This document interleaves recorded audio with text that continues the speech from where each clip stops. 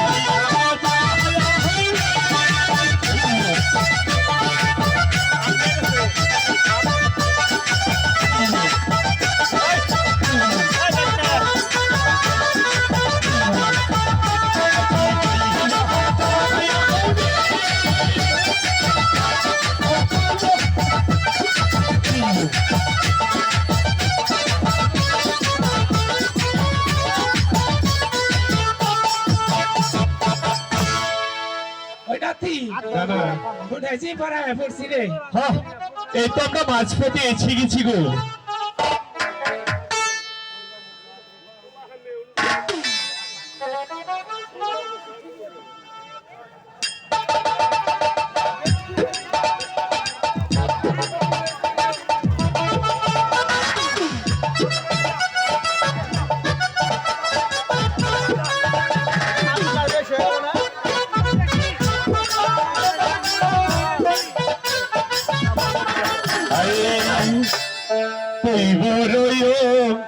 ইহিলা বাইরে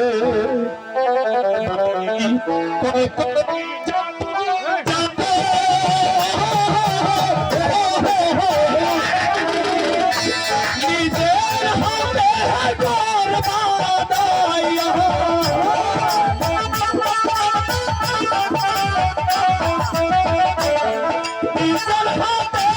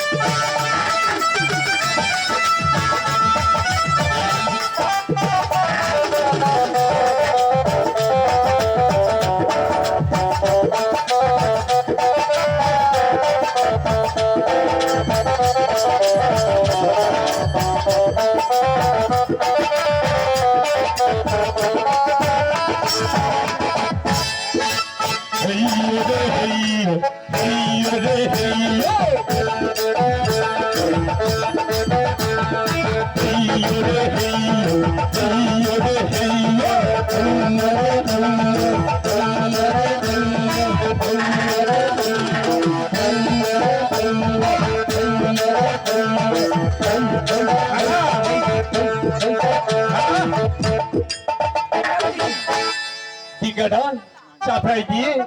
আমরা কিছুক্ষণ অপেক্ষা করি গো। ঠিক আছে রে নাতি, তাই কর। ঠিক আছে ডিঙ্গাটা চাপিয়ে দাও।